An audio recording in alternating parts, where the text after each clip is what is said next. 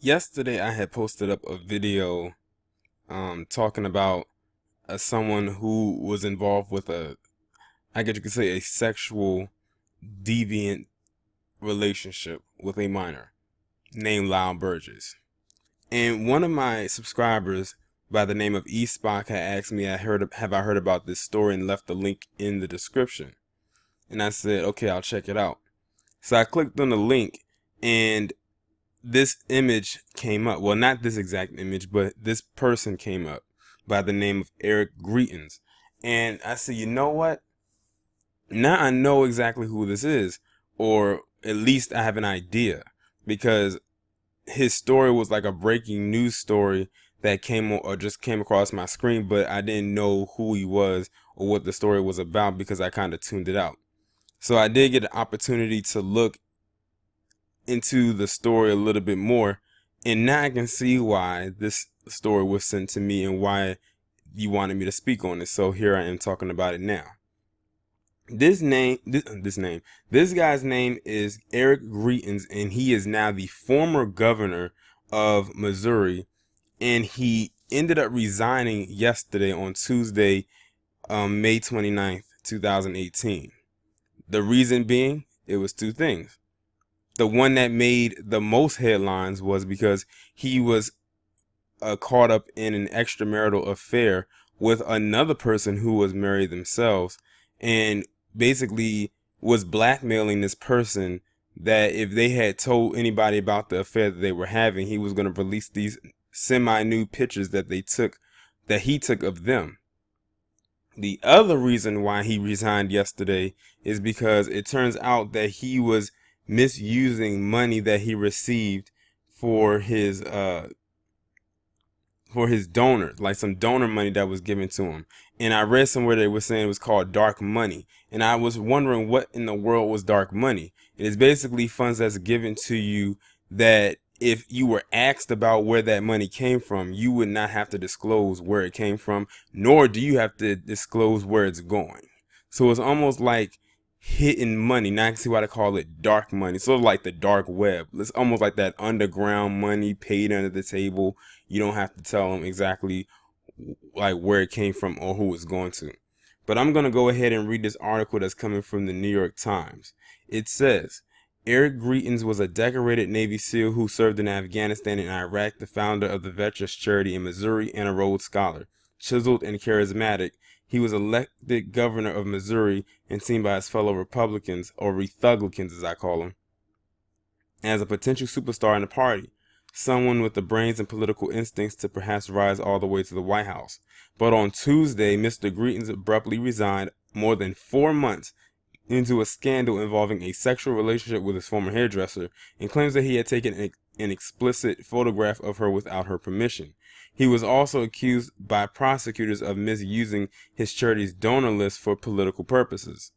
Defiant but somber, Mr. Greitens, who was voted into office in 2016, insisted that he had committed no crimes or any offense worthy of this treatment. He described legal harassment in colleagues, friends, and campaign workers, and said it's clear that for the forces that oppose us, there is no end in sight.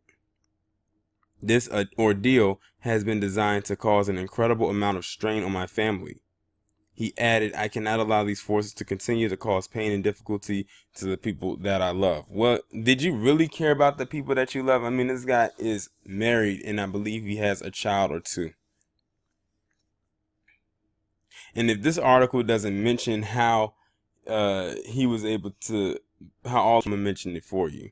But let me continue because there's still some more to this. It was both a shocking end to his governorship and a kind of catharsis for the Missouri Republican Party after a grinding spring of allegations, criminal charges, angry denials, and court proceedings involving Mr. Greitens.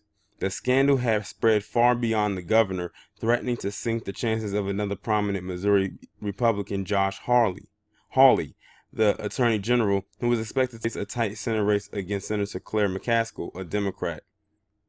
For months, the governor had defiantly refused to resign, even as a Republican-dominated legislative committee investigated him, read aloud for the record a lurid and lengthy account of his behavior and warned that impeachment was possible. For Republicans, the prospect of an end to all of it brought a measure of relief.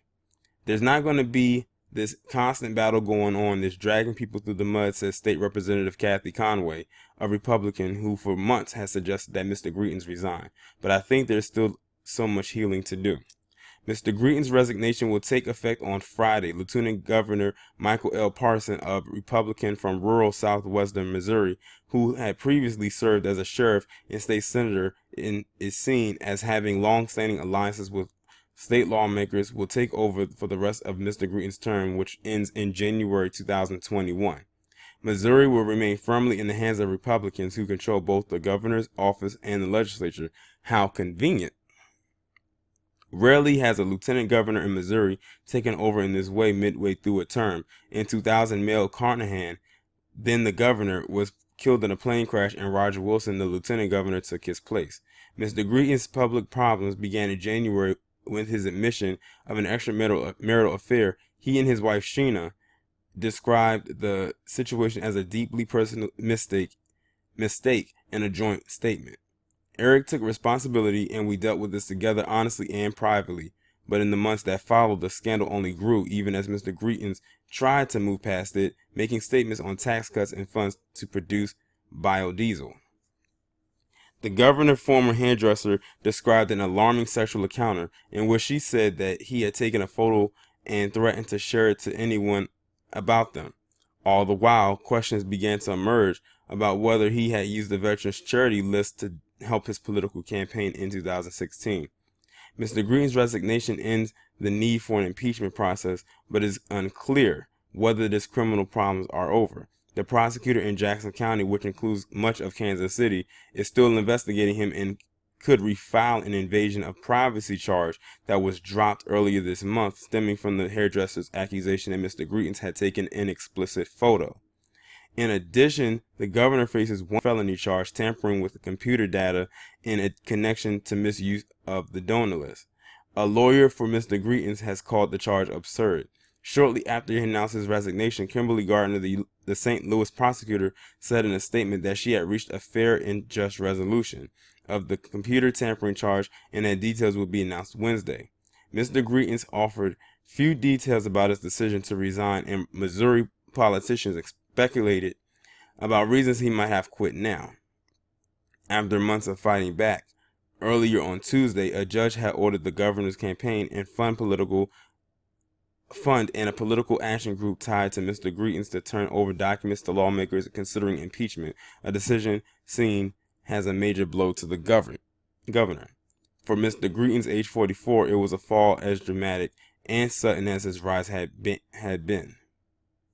And there's actually a whole lot more to this article, but as you can see, it's pretty lengthy, so I'm actually going to stop reading right there. I'll actually leave the link down in the description. I just don't want to keep on reading because I'll be reading for probably another 10 minutes, and I don't want to do that. But yeah, none of this actually surprises me.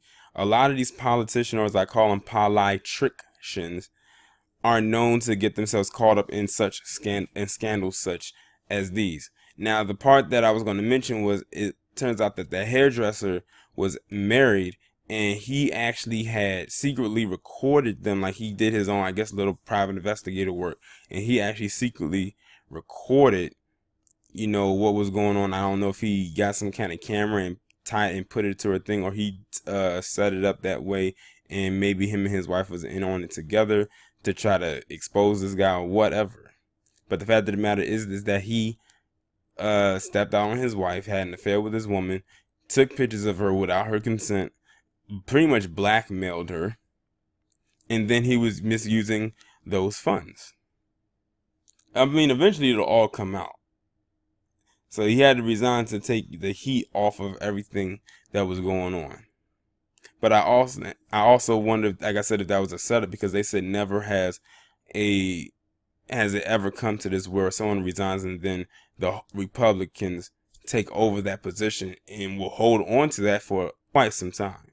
So I wonder if it was all a ploy in order for that to take place as well. Who really knows? But at the end of the day, like I said, I feel absolutely nothing for this guy. They want you to feel sympathy and everything like that. And the reason I know that they did is because if you go back and listen to the very first paragraph that I read, they want you to feel something because of all of his accolades. And I still don't feel anything about it then. That man could have saved a few cats out of the tree, or saved the dog from getting ran over. I wouldn't care. Y'all let me know what you think down in the comments. Like, share, subscribe. I'll talk to you in the next one.